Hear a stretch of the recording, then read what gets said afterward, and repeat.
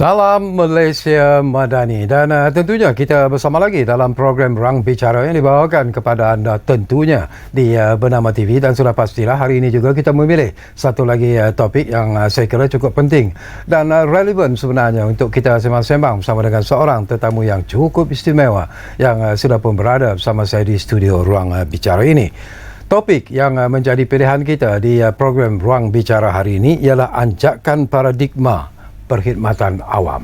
Ini sesuatu yang cukup penting sebenarnya, dan kalau kita ikuti perkembangan terkini, beberapa pengumuman yang berbentuk insentif telah pun diumumkan oleh Yang Amat Berhormat Perdana Menteri dalam usaha untuk memberi kelegaan kepada mereka yang terlibat dalam perkhidmatan awam, dan sudah pastilah ianya menjadi sesuatu yang ditunggu-tunggu oleh kekitangan perkhidmatan awam daripada perkara-perkara ataupun insentif-insentif yang telah pun dijanjikan oleh Yang Amat Berhormat Perdana Menteri, dan sudah pastilah ini antara topik yang akan kita bincangkan bersama dengan tetamu yang sudah pun berada bersama saya di studio Ruang Bicara ini. Kita ingin mengucapkan jutaan terima kasih dan juga mengucapkan selamat datang kepada yang berbahagia Datuk Zainal Azman Abu Seman yang merupakan mantan Timbalan Ketua Pengarah Perkhidmatan Awam. Jadi Datuk, apa khabar? Khabar baik, saudara Syakari. Ini pertama kali dengan saya, Datuk? Ya, saya rasa kali pertama. Okey, saya cukup teruja sebenarnya dapat sembang-sembang bersama dengan Datuk, kerana ini merupakan satu topik yang berkaitan dengan kita lah dulu. Datuk juga pernah berada di perkhidmatan awam, saya juga pernah bertugas sebagai kakitangan perkhidmatan awam. Jadi kita juga ingin sebenarnya melihat apakah ianya akan menjadi satu realiti yang akhirnya akan menggembirakan kekitangan perkhidmatan awam ekoran daripada kenyataan yang dikeluarkan oleh Yang Amat Berhormat Perdana Menteri baru-baru ini. Tapi mungkin komen Datuk, apakah dengan pengumuman yang dibuat oleh Yang Amat Berhormat Perdana Menteri Datuk Seri Anwar sendiri, apakah Datuk melihat bahawa ianya seolah-olah seperti adanya cahaya di hujung terowong yang jauh lebih cerah, lebih gemilang sebenarnya kepada kekitangan perkhidmatan awam? Okey, terima kasih saudara Syakawi. Sebenarnya apabila saya dijemputlah untuk sesi ruang bicara ni, ialah topik kita adalah anjakan paradigma. Tapi nampak macam saudara Syakawi menjurus kepada pengumuman yang dibuat oleh Yang Amat Berhormat Perdana Menteri. Okey, apa yang ingin saya maklumkan lah sebenarnya apa yang saya lihat sejak mengambil alih pentadbiran negara, Yang Amat Berhormat Perdana Menteri dan juga pihak kerajaan perpaduan khususnya telah membuat beberapa pengumuman, inisiatif-inisiatif tertentu untuk memberi satu keceriaan ataupun harapan baru kepada bukan saja penjawat awam tetapi kepada rakyat keseluruhan. Jadi saya lihat bahawa di antara perkara yang telah dimaklumkan kepada umum adalah mengenai kajian gaji baru perkhidmatan awam. Walau bagaimanapun sebagai pesara lah, saya percaya bahawa perkara itu sedang dikendalikan oleh pihak Jabatan Perkhidmatan Awam. Dan juga pihak Kementerian Keuangan, dan saya percaya bahawa sesuatu selepas kajian tersebut yang dimaklumkan, saya rasa KPPA yang baru iaitu Datuk Seri Wan Dahlan telah pada Januari lalu memaklumkan bahawa kajian tersebut kajian interim telah pun siap. Walau bagaimanapun satu proses yang agak panjang lah untuk mendapatkan keseluruhan maklumat dan juga apakah bentuk gaji baru yang akan diumumkan kelak. Dan saya percaya bahawa sebagaimana semua maklum, penjawat awam ni berjumlah 1.7 juta. That is jumlah yang dapat dalam waran penjawatan. Jadi saya ingin memberikan sedikit pecahan. Kadang-kadang setiap negara mempunyai kaedah-kaedah yang berlainan untuk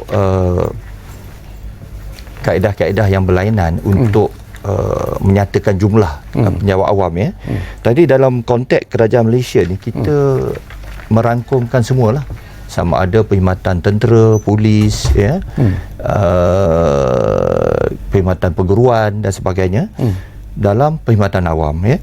Jadi dalam hal ini saya ingin memberi sedikit figure, iaitu kalau kita lihat daripada 1.7 juta perkhidmatan kaki tangan awam ni, 350,000 lebih kurang adalah dalam bidang pentadbiran dan perkeranian, sokongan, Okay. Dan guru-guru pula jumlahnya dianggarkan lebih kurang 460,000, ya. Okay. Dan jururawat dan juga petugas-petugas pembantu di hospital, klinik dan sebagainya, sekitar 270,000, ya. Jadi kalau kita jumlahkan di sini saja, jumlahnya telah pun menjangkau kepada lebih daripada 1 juta lah, ya. Itu belum kita masuk lagi anggota tentera yang saya percaya jumlahnya lebih kurang dalam 130,000 ataupun 140,000. Anggota polis pun lebih kurang macam tu. Itu pun kedua-dua perkhidmatan keselamatan tu dah 260,000. Timbul dulu satu persoalan juga, Datuk. Bila Datuk sebut tentang jumlah kaki tangan awam ataupun kaki tangan perkhidmatan awam ini 1.7 juta, ada juga pandangan-pandangan yang dimainkan di luar sana lah, malah ialah seolah-olah ianya menjadi satu isu politik juga, mengatakan bahawa jumlah itu adalah merupakan terlalu besar dan ianya perlu dikecilkan, mungkin dalam usaha untuk menjimatkan perbelanjaan negara dan sebagainya. Komen Datuk secara ikhlas? Ya.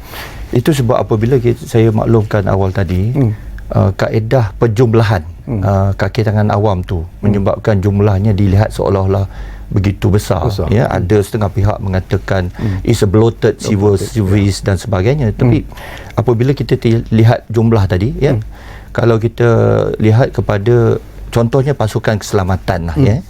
Kita pasukan keselamatan, kita kata yang terdiri pada anggota tentera lebih kurang dalam 130,000.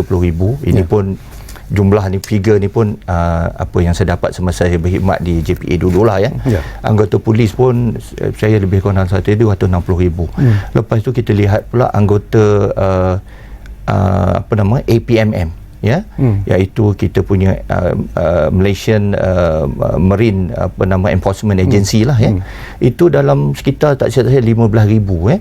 Jadi apabila kita cakap pasal anjakan paradigma tadi, sebenarnya pengstrukturan semula pejawatan ni, contohnya MMEA ataupun APMM tadi, berlaku lebih kurang dalam 19 ataupun 20 tahun yang lalu. Mereka akan menyambut ulang tahun ke-19 tak lama lagi, ya. Itu agensi di bawah. Jadi kenapa dipecahkan? Kerana kita hendak supaya di dalam anggota keselamatan, khususnya Tentera Laut Diraja Malaysia, memberi fokus kepada keselamatan di dalam kita panggil EEZ ataupun Exclusive Economic Zone, 200 nautical mile dan above. So yang beyond ini, dan juga pertahanan apabila berlaku orang kata peperangan.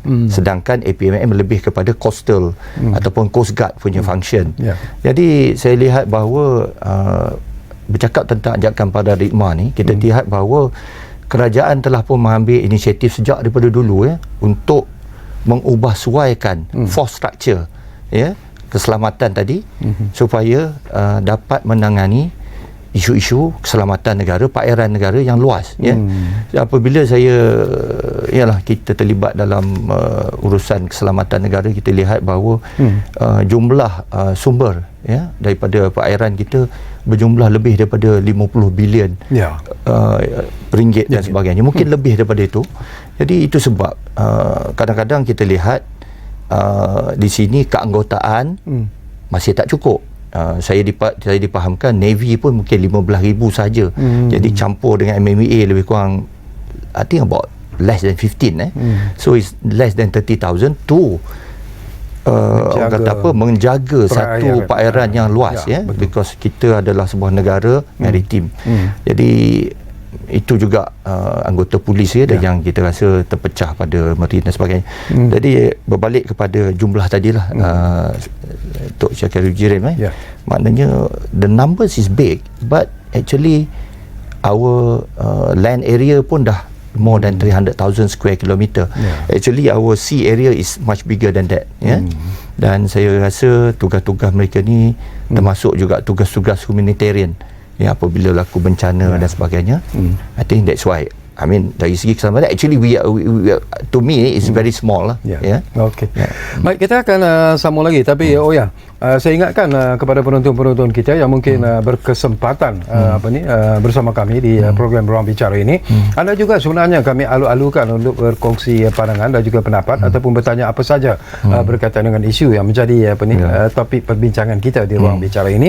Jadi satu talian disediakan kepada anda, itu dia jelas tertera di kaca TV anda sekarang, 0326979768. Baik, saya juga nak dapat pandangan daripada Datuk lah. Ini juga ekoran daripada pengumuman yang telah pun dibuat oleh Yang Berhormat Perdana Menteri, iaitu tentang sistem apa yang disebut sebagai Demerit Performance Evaluation ataupun DEEP atau DEEP yang diumumkan. Apakah ianya akan bermula pada tahun ini, tapi apakah Datuk melihat bahawa itu satu sistem penilaian yang mungkin jauh lebih baik daripada apa yang ada sebelum ini bila kita bercakap tentang prestasi penjawat awam? Okey.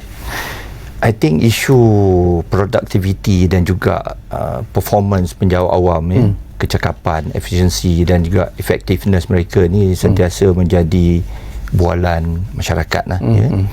Dan sebagaimana semua maklum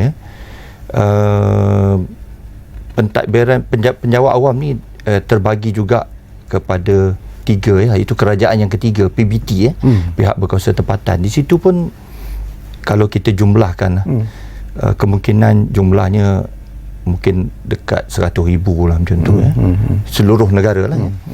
Jadi sebagaimana yang saudara Syakawi sebut tadi, sebenarnya DEEP tadi disebut oleh Yang Berbahagia Tan Sri KXN dalam sesi amanat beliau kepada 2 hari yang lalu, dan bukannya oleh Yang Amat Berhormat Perdana Menteri. Jadi pada pandangan saya, apa yang sedang diusahakan oleh Tan Sri KXN adalah lebih kepada untuk memastikan penjawat awam melaksanakan tugas dengan lebih baik. Cuma pada masa ini telah sedia ada beberapa kaedah untuk menilai prestasi penjawat awam. Contohnya, setiap tahun apabila awal tahun ataupun sebelum masuk tahun yang baru, kita perlu menyediakan SKT, iaitu ialah senarai tugas-tugas yang kita nak buat untuk tahun berikutnya.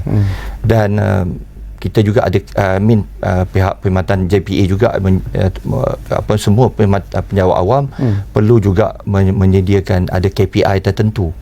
Jadi dan saya percaya bahawa pada tahun lepas apabila Yang Amat Berhormat Perdana Menteri mengumumkan Malaysia Madani ataupun dasar Malaysia Madani yang terdiri daripada 6 rukun itu,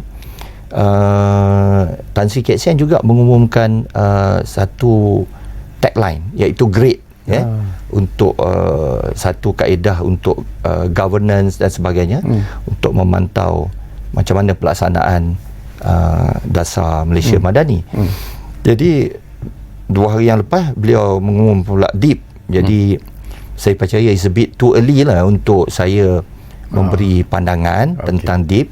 Cuma pada pendapat saya, kaedah-kaedah penilaian yang sedia ada adalah juga cukup mencukupi. Dan ada juga pandangan-pandangan daripada penjawat awam yang memaklumkan pada saya, terutamanya pegawai-pegawai di peringkat atasan lah, JUSA ataupun ketua-ketua jabatan, mereka juga perlu melaporkan, mereka pula disemak oleh Prime Minister Office. Dia orang punya laporan. Jadi saya rasa bila kita masukkan DEEP ni, there will be additional. Sedangkan apa yang ini pandangan saya lah, bahawa patutnya kita sekarang ni mengorak langkah untuk melaksanakan dengan lebih baik dasar Malaysia Madani, dan kita jangan bog down perkhidmatan awam dengan tambahan demerit. Even perkataan demerit ni seolah-olah macam pernah dilaksanakan oleh pihak JPJ satu masa dulu. Apabila langgar traffic light, dia potong markah.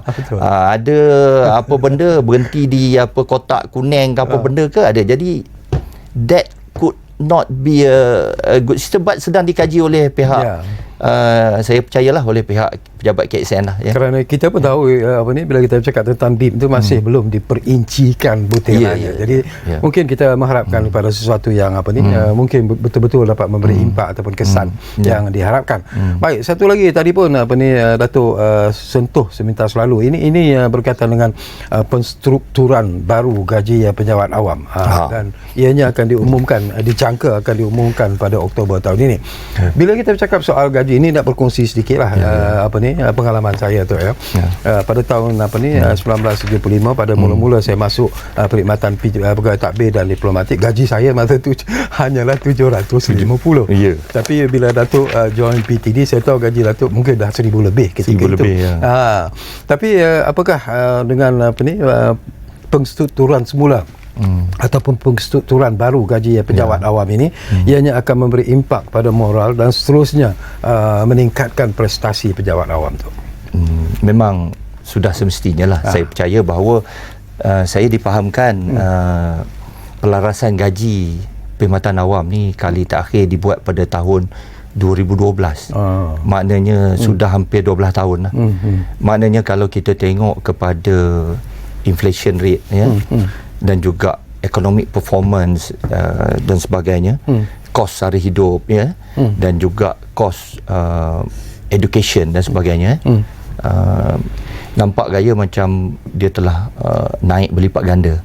Sedangkan kalau kita lihat kepada penjawat awam, terutamanya kumpulan sokongan, yang maknanya kita panggil N11, iaitu pembantu pejabat lah, entry point gaji mereka cuma RM1,500.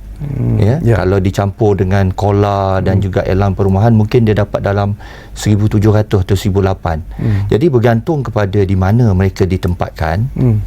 Kalau kita bandingkan yang duduk di bandar-bandar utama, Kuala Lumpur, Pulau Pinang ataupun Georgetown, Johor Bahru, maka kos-kos sewa rumah adalah begitu tinggi. Kalau di Kuala Lumpur sendiri, saya rasa kalau 1,800 kita nak sewa sebuah rumah pun tak dapat.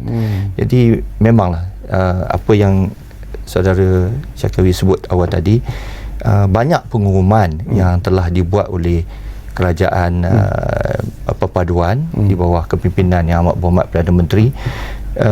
Saya rasa yang banyak memberi kelegaan kepada penjawat awam, dan saya rasa mereka ni menunggu-nunggulah dan baru-baru ni pun ada diumumkan allowance untuk RM2,000 dan RM1,000. Saya rasa, dan termasuk juga untuk pesara lah. Jadi makna perkara-perkara itu amatlah memberi satu harapan baru lah because PH ni adalah parti harapan, jadi banyak memberi harapan. Walau bagaimanapun saya percaya kuantum kenaikan tu perlulah seimbang dengan situasi ekonomi semasa lah, dan kos sara hidup semasa. Ya, betul. Okey, saya juga nak dapat pandangan Datuk lah dalam isu yang berbeza sedikit. Kalau kita lihat bahawa memang kerajaan Madani sekarang ini mempunyai hasrat untuk memperbaiki setiap kelemahan dan kekurangan dalam perkhidmatan awam bagi memastikan manfaatnya kepada rakyat. Tetapi apakah ini akan dapat dilaksanakan, dan apakah cabaran sebenarnya yang mungkin akan dihadapi oleh pihak kerajaan sendiri? Kerana macam Datuk katalah, kita berhadapan dengan hampir 1.3 juta penjawat awam. Itu yang apabila saya dijemput untuk hadir ke sesi ruang bicara ni, saya pun cuba membuat satu mind map ataupun grafik lah tentang apa yang sedang akan dihadapi oleh penjawat awam. Yang pertamanya, kita tengok bahawa selain daripada isu-isu dalaman, kita tengok juga ada external punya faktor yang berlaku, di mana di antara perkara yang pertama yang diberi penekanan oleh Yang Amat Berhormat apabila menjawat jawatan Perdana Menteri adalah mengenai kos sara hidup lah. Maknanya kos sara hidup ni bukan saja penjawat awam yang terkesan, but 33.8 juta rakyat Malaysia terkesan, terutamanya kumpulan B40 lah, yang pendapatannya below 6,000. Jadi saya lihat di sini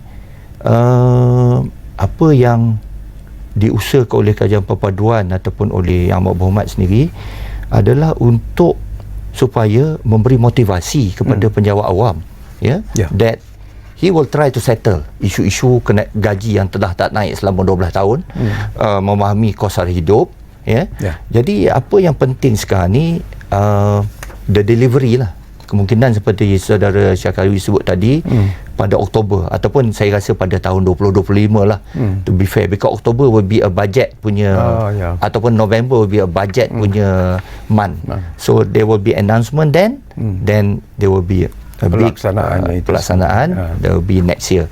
Jadi saya percaya bahawa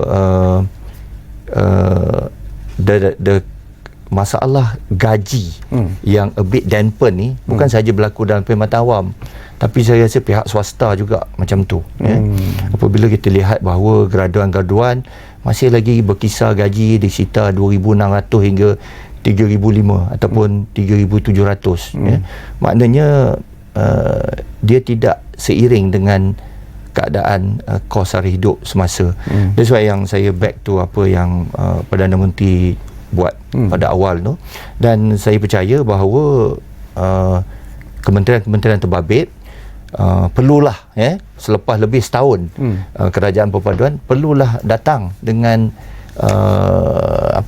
inovasi, idea-idea yang inovasi bagaimana untuk melaksanakan. Sedangkan situasi eksternal, contohnya sejak 2022 peperangan Ukraine Rusia masih belum tamat, dan pada akhir tahun lepas kita pula berlaku lagi peperangan di Palestin, Israel, Gaza, dan kita lihat bahawa di logistik line is disrupted, lalu perkapalan ni, jadi menyebabkan harga kos pengangkutan naik. Jadi ia akan memberi kesan kepada ni, bukan saja bekalan akan terjejas tapi pengangkutan, dan alhamdulillah, tapi saya percaya disebabkan oleh kecekapan penjawat awam tadi, maknanya setakat ni alhamdulillah kita belum lagi menghadapi, walaupun kita rasa India tidak lagi mengeksport bawang, so agensi seperti MADI sekarang ni sedang melaksanakan program untuk menanam bawang, walaupun harga bawang tanaman tempatan akan menjadi lebih mahal daripada kos input Jadi these are things that they are trying to do. Saya percaya bahawa kalau pihak kepimpinan negara lah, menteri-menteri kabinet dapat work together dengan lebih efektif lah, maka penjawat awam yang memang sedia membantu akan dapat manfaat. So itu saya hope for the best. Hope for the best. Kita doakan. Kita doakan. Okey, Datuk, kita akan berehat dulu buat seketika, tapi saya ingatkan lagi kepada anda yang mungkin berpeluang bersama kami di program Ruang Bicara, gunakanlah kesempatan ini sebenarnya. Kalau anda juga mungkin ada pandangan-pandangan yang ingin anda kongsikan ataupun ada soalan-soalan yang mungkin ingin anda lontarkan kepada tetamu saya, jadi gunakanlah talian yang kami sediakan kepada anda seperti biasa di 0326979768. Kita masih lagi bercakap tentang topik yang cukup penting, iaitu anjakan paradigma perkhidmatan awam. Kita jumpa lagi selepas ini.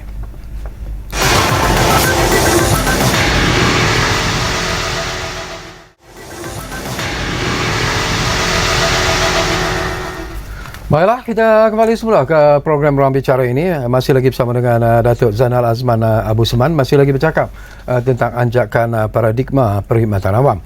Baik, satu lagi isu juga yang saya nak dapatkan pandangan dan juga komen daripada Datuk Zainal Azman. Ini berkaitan dengan isu yang melibatkan accountability dan juga integriti penjawat awam. Ini juga menjadi isu yang begitu hangat sebenarnya dibincangkan dari masa ke semasa. Kita tahu kes rasuah misalnya melibatkan penjawat awam masih lagi sebenarnya menjadi satu penyakit yang kadang-kadang mungkin untuk sukar, untuk diubati dan sebagainya.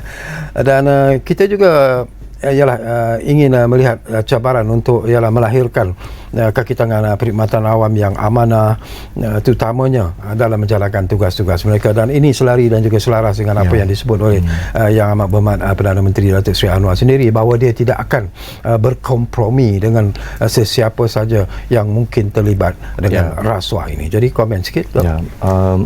Terima kasih banyak. Sebenarnya saya juga menyemak kes-kes di mana penlibatan penjawat awam dalam kes-kes salah laku, rasuah dan sebagainya. Saya dipahamkan bahawa terdapat penurunan lah dalam kes tu. Terdapat penurunan berbanding dengan tahun 2022 ya. 2023 ada penurunan. Walau bagaimanapun kita tidak boleh mengatakan bahawa kita telah berjaya dalam usaha-usaha untuk membasmi rasuah dan salah laku penjawat awam. Dari segi institusi, saya rasa kita telah mempunyai institusi yang agak mencukupi lah untuk melaksanakan ni, dengan juga kita kata inisiatif-inisiatif untuk mengukuhkan lagi kita usaha-usaha untuk memerangi rasuah.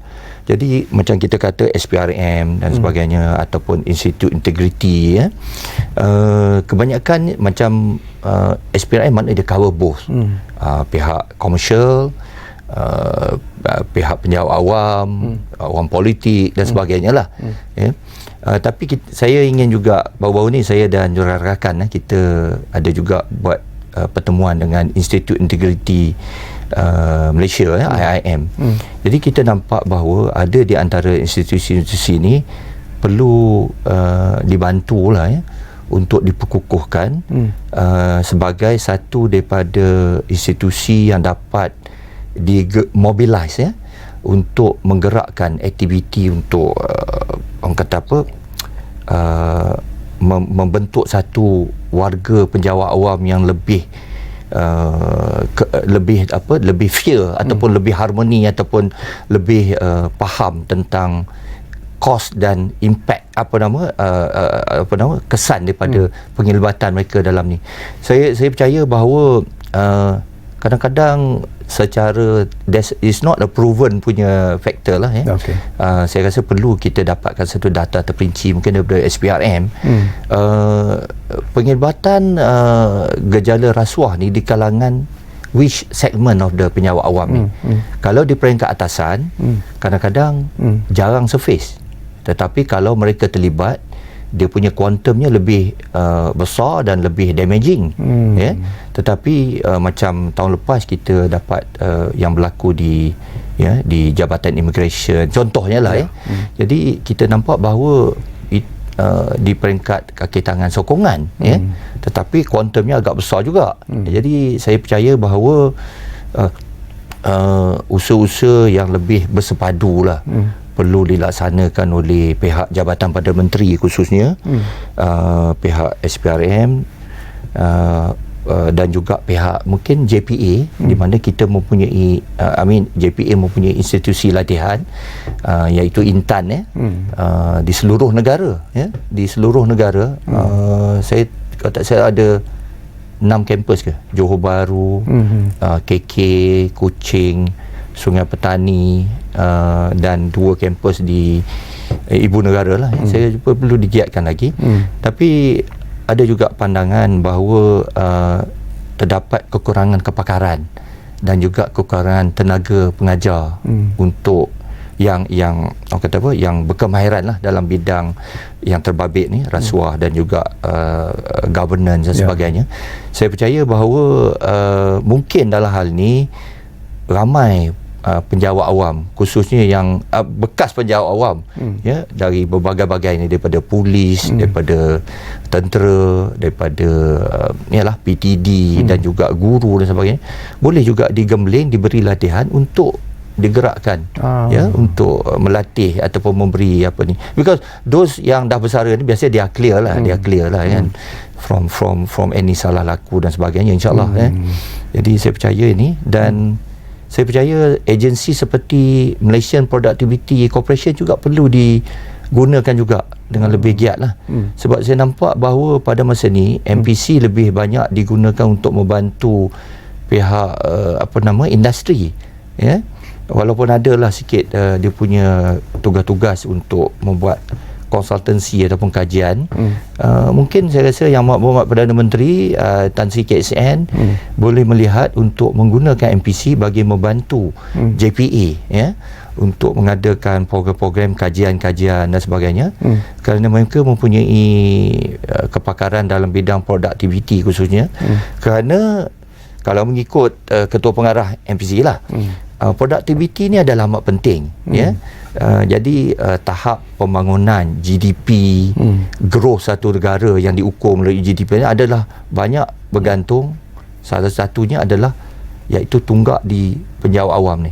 Kalau penjawat awam efisien, maka lebih banyak hasil yang akan dipungut. Betul. Contohnya baru-baru ni apabila Yang Berhormat Perdana Menteri mengumumkan penubuhan Kementerian Digital jadi kita lihat bahawa beberapa jabatan telah pun diwujudkan di bawah kementerian, termasuk juga Jabatan Digital Negara.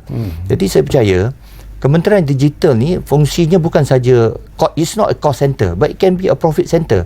Satu yang boleh digerakkan lagi, saya percaya MCMC or MDEC or something is also under that. So I think the drive is towards menggunakan jabatan dan Kementerian Digital sebagai satu daripada ejen untuk menggerakkan teknologi dalam bidang digitalisation dan sebagainya. Saya percaya industri digital memang telah lama dibangunkan di Malaysia.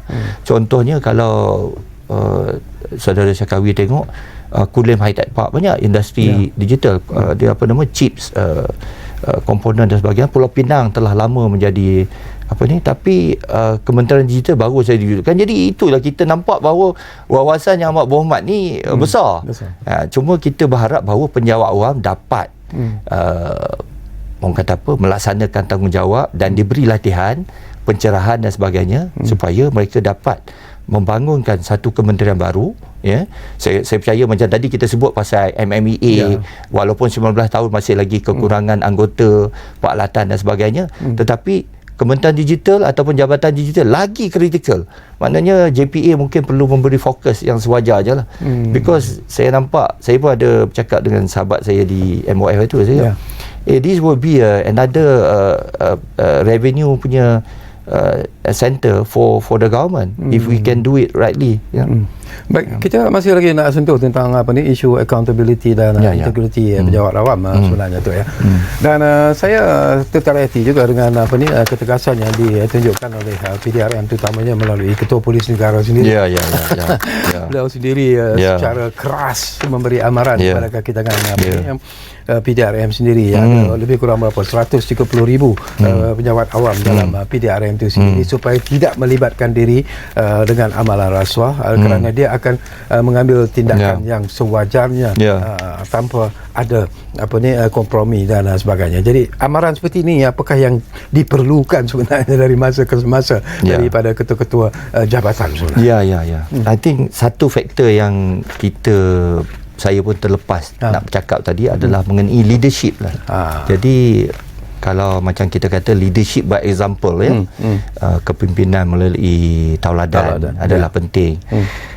Sebenarnya saya terharulah dengan Yang Berbahagia Tan Sri Raza, sahabat lama saya masa kami di Perak Saya percaya apabila saya tengok video beliau baru ni, begitu tegas bertanya ketua-ketua balai, ketua-ketua polis daerah, OCPD mengenai prosedur dan juga langkah-langkah yang mereka perlu ambil, dan seterusnya beliau membuat lawatan turun padang. Saya percaya sebagai bekas pegawai daripada penjawat awam, saya berharap mungkin ketua-ketua setiausaha ataupun ketua-ketua pengarah turut melaksanakan apa yang telah dibuat oleh Tan Sri Raza untuk turun padang dan melihat sendiri. Sebab semasa saya berkhidmat dulu, contohnya di Kementerian Pertanian, kita lihat bahawa banyak projek-projek yang telah dibangunkan tetapi tidak dapat diimplement dengan efektif. Jadi ada setengah tu contohnya macam jeti perikanan dan sebagainya di bawah LKM kerajaan telah berbelanja lebih daripada 200 juta, tetapi tidak ada bot nelayan pun yang turun kecuali beberapa bot saja, dan kadang-kadang dijadikan sebagai tempat untuk membaiki jala, jaring dan sebagainya lah. Jadi saya percaya bahawa di bawah kepimpinan Datuk Seri Anwar ni dan juga Datuk Seri Mat Sabu, Datuk Mat Sabu banyak turun padang juga. Saya dipahamkan sekarang beliau berada di Iran.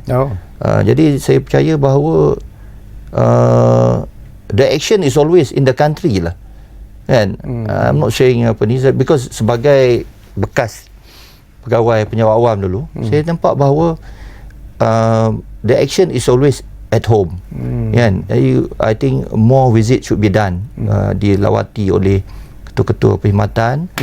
It will send fear to the pegawai-pegawai yang mungkin nakal dan sebagainya lah. Jadi that's why Baik, kita ambil satu panggilan sebelum kita berehat yang sudah pun ada di talian kita. Ridwan dari Pulau Pinang difahamkan sudah pun ada di talian kami sekarang ini. Assalamualaikum Ridwan. Waalaikumsalam. Ya. Assalamualaikum Tuan Cakai dan ahli panel. Waalaikumsalam. Ya. Ini soalan saya. Hari tu masa bulan tahun lepas tu KPPA Datuk Dr. Zulkifli ada melawat buat roadshow di Pulau Pinang. Jadi saya ada buat tanya soalan kat dia kepada dia. Pertama berkenaan dengan gaji, skim gaji Skim gaji kita kena tengok dia tak seimbang contohnya penurung pegawai takbir. Dia sama dengan penurung pegawai penilaian, sedangkan penurung pegawai penilaian tu dia turun ke lapangan, sedangkan penurung pegawai takbir dia buat kerja di pejabat saya. Jadi itu dia skim gaji saya bangkitkan Kemudian dari segi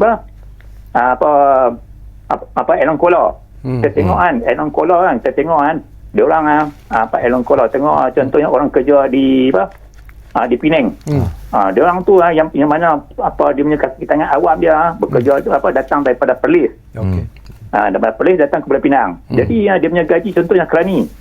Gaji lebih kurang campur Elon semua, dia kurang 2,500 hanya dua. Tapi dia punya Elang Kola tu tak cukup tapi lepas tu saya bangkitkan kepada KPPA. Dia kata okey kita akan kaji. Tapi saya tengok kaji patutnya kaji tu patutnya ada satu penerangan yang jelas lagi bagi kenaikan lebih sikit sebab orang daripada Perlis tu jauh lebih kurang datang pun 2-3 jam dia kena tolak 5 pagi. Yalah. Ni negara dia dah sanggup datang. Kemudian pencen contohnya kalau ada pencen, kalau kita kenaikan gaji mungkin lebih tinggi contohnya kalau sekarang ni kalau bagi pencen contohnya kerani mungkin orang dapat kalau untuk SRP kemungkinan orang dapatkan gaji 1,500 bulan.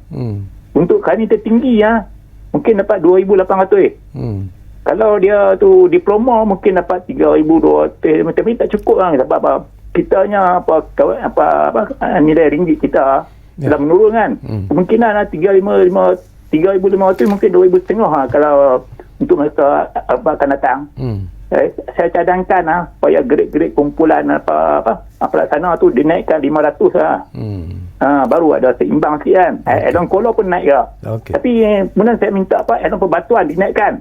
Sebab sekarang 85 sen, sedangkan servis kereta ni telah naik. Tapi patutnya kerajaan kaji tengok balik semua yang mana yang telah dibuat, tapi dibuat pembaruan balik.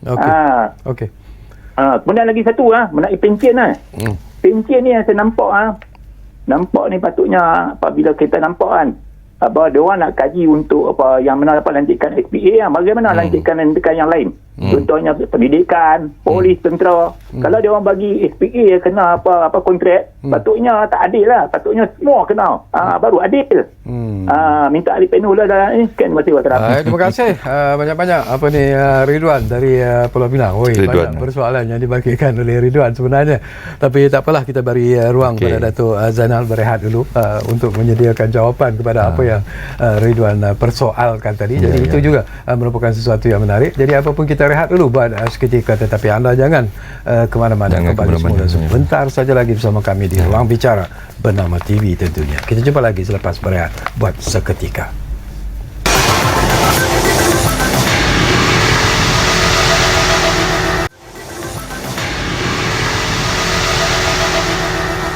Baiklah, terima kasih banyak-banyak kalau anda masih lagi menumpukan perhatian bersama kami di Ruang Bicara ini.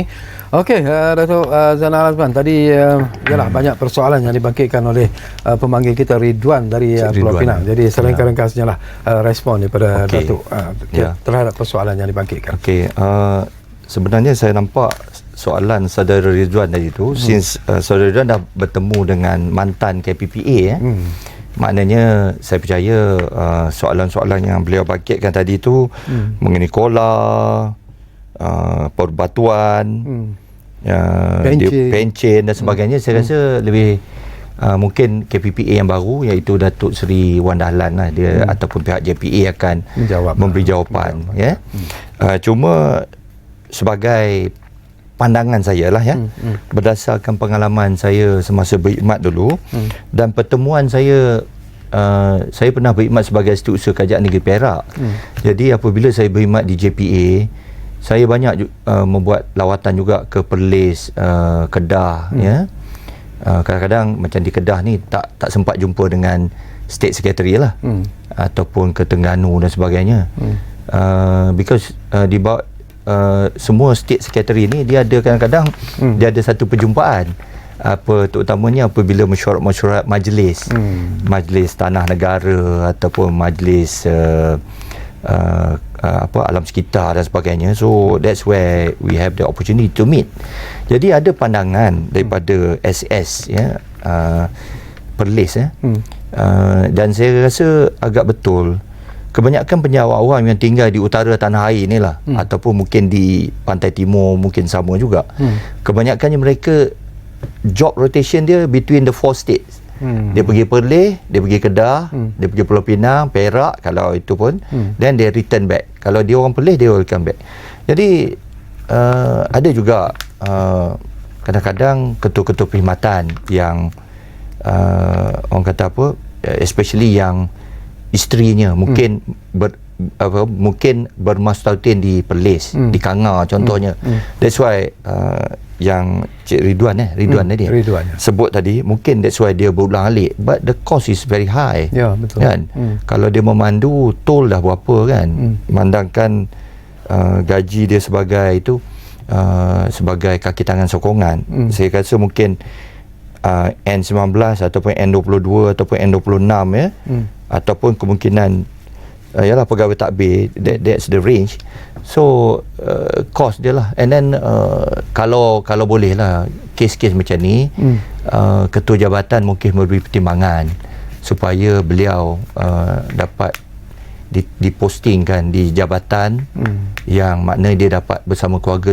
This is where saya nampak bahawa satu daripada hasrat kerajaan perpaduan, supaya kekeluargaan diberi kepentingan, the familyness dalam masyarakat, supaya dapat dia orang duduk satu tempat, dan di samping itu juga dapat menjimatkan kos. Sebab apa, kadang-kadang bila kita duduk satu rumah ni, makan bersatu periuk kan, ini kita orang kata jadi 2 periuk lah. Jadi saya percaya banyak yang berlaku. Mungkin di Kementerian Kesihatan di mana yang jururawat ataupun doktor dan sama berkhidmat di satu tempat-tempat yang agak jauh, jadi guru-guru dan sebagainya. Mungkin perkara ni mungkin satu pengumuman khas lah oleh Yang Amat Berhormat Perdana Menteri. Kita tunggu. Kita tunggu, because this will be something yang yang ditunggu-tunggu oleh penjawat. It's not just about money, it's about familyness, about posting dan dapat menjimatkan kos dia orang. Okey, ada satu lagi panggilan yang kita terima di talian sekarang ini. Datuk Gulam dari Sabah sudah pun ada di talian kita. Assalamualaikum Datuk. Waalaikumsalam warahmatullahi wabarakatuh. Ya. Apa khabar kepada yang budiman? So apa kata ramai pemimpin-pemimpin di negeri mana, negeri kita ini yang berkelibat untuk mendapat very expert untuk nak mendapatkan hasil kepada negara, supaya untuk nak boleh buat bayar hutang, supaya rakyat kita mewah, kerana duit kita meningkat dengan currency naik. So cari pemimpin di setiap state, di setiap country, which is sudah terbukti yang dia boleh membayar hutang. Walaupun berbilion, just only dia menjadi kerajaan setahun dua saja, tapi dia boleh settle hutang yang ada di setiap negeri tu. Okey. So I think better for this pemimpin this leader, we ambil yang bakal libar, yang expert untuk nak membagi hasil kepada negara kita. Kerana negara kita sekarang ni tenat, teruk, duit kita tidak naik, and then hasil kita ramai banyak. Sangat-sangat banyak. Cuma nak mengendalikan ekonomi tu, nak membayar yang perlu untuk duit kita naik, membayar yang perlu untuk segala-gala harga barang turun. Never happen this type before. We don't have this type of people yang pandai ekonomi. So kita cari dalam negeri kita di dalam Malaysia ni ada satu pemimpin yang boleh membayar hutang sekaligus. So if we take this fellow, maybe dia boleh tolong at least 30% bayar hutang kita yang ada sekarang ni menurun sampai 500 bilion. So we are safe. Save negara, save rakyat, duit kita naik, everything is sufficient for us. Tolong cari pemimpin yang ekonomi otaknya yang boleh membayar hutang supaya duit kita naik. Assalamualaikum. Baik, terima kasih banyak-banyak Datuk Gulam. Satu persoalan yang saya nak rumuskan beginilah sebenarnya Datuk Zainal Azman ya. Mungkin zaman saya menjadi pegawai PTD itu lain sebenarnya situasi ketika itu. Zaman Datuk Zainal Azman juga berbeza barangkali dari segi cabaran. Dan saya suka daripada bila Datuk Gulam membangkitkan tentang isu-isu itu, walaupun bukan kita sebenarnya yang boleh membuat keputusan ataupun untuk menjawab persoalan yang dibangkitkan. Tetapi apakah Datuk melihat inilah sebenarnya antara cabaran yang perlu dihadapi oleh the so-called the new generation of kaki tangan perkhidmatan awam sebenarnya, terutama mereka yang masih muda, yang mempunyai pelbagai kelulusan dan mereka berkhidmat untuk negara, tetapi matlamat mereka itulah yang diharapkan akan mungkin berbeza daripada apa yang dilakukan sebelum ini. Saya percaya bahawa soalan yang dibawa oleh Datuk Gulam tadi is referring to not political leaders but through the civil service punya leadership lah ya. Secara umumnya lah saya perkhidmatan awam ni terutamanya kebanyakan kepimpinannya dipilih ya, ataupun kata mengetuai kementerian-kementerian di bawah federal ni adalah daripada perkhidmatan takbir dan diplomatik. Sebagaimana juga saudara Syakawi dulu pernah berkhidmat ya. Jadi saya percaya bahawa mungkin we need people with expertise ya. Kalau again bercakap pasal kepimpinan politik, baru-baru ni apabila there's a minor repositioning of ministers ya. Jadi Yang Amat Berhormat Perdana Menteri telah pun melantik Datuk Seri Amir Hamzah sebagai, I think from a professional background, sebagai Menteri Perkauangan. So saya percaya bahawa that is from the political appointee. Tapi from the civil service appointee, pada masa ini memang kita dah ada Ketua Setiausaha Pembendaraan Datuk Johan Marikan kan, dan kemungkinan saya dipahamkan bahawa ini timbalan Ketua Setiausaha Pembendaraan bersara rasa belum diisi. Jadi this is where JPA ataupun Tan Sri KSN memainkan peranan ya untuk select orang yang pegawai yang sesuai, yang mempunyai financial ataupun economic background ya, sebab dalam bidang ini di Kementerian Keuangan khususnya ataupun di Kementerian Ekonomi juga kita memperoleh pegawai yang bukan saja mempunyai latar belakang akademik daripada ekonomi, finance, accounting, international business dan sebagainya, tetapi saya percaya beliau juga perlu diberikan pendedahan yang bagus, bukan pendedahan yang tak bagus, supaya dapat mencari jalan untuk menyelesaikan hutang-hutang negara ya. Kalau di peringkat nasional yang dipahamkan selalunya Yang Amat Berhormat menyebut ataupun Datuk YB Rafizi 1.5 trilion ya.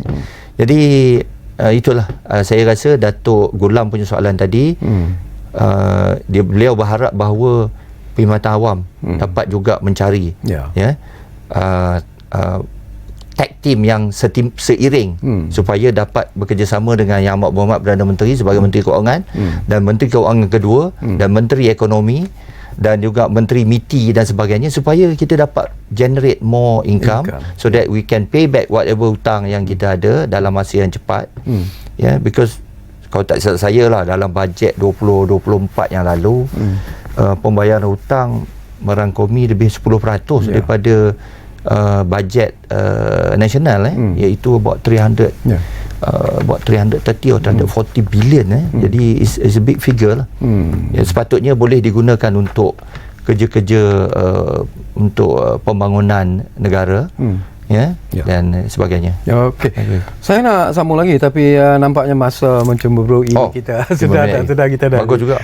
Dah di penghujung sebenarnya Datuk Zainal Azman, tapi apapun jutaan terima kasihlah daripada kami kerana kesediaan Datuk untuk bersama kami di program Ruang Bicara ini. Tapi yalah, saya tak puas hati sebenarnya kerana banyak lagi persoalan yang ingin saya kongsikan. Jadi Datuk kena janjilah untuk datang semula bila dijemput untuk bercakap tentang perkhidmatan awam itu sendiri, terutamanya bila kita bercakap tentang anjakan paradigma yang cukup penting sebenarnya kerana kita ingin melihat, macam saya lontarkan soalan yang terakhir tadi, barangkali the new generation of kaki tangan perkhidmatan awam ini akan memberikan satu nafas baru yang jauh lebih hebat daripada apa yang mungkin telah dicatatkan oleh kaki tangan perkhidmatan awam sebelum ini. Itu harapan kita sebenarnya. Jadi terima kasih kepada anda yang menumpukan perhatian bersama kami di program Ruang Bicara ini, dan seperti yang selalu kami janjikan kepada anda, Ruang Bicara akan terus berbicara bersama anda dari masa ke semasa. Kita jumpa lagi, insyaAllah. Terima kasih. Banyak sangat.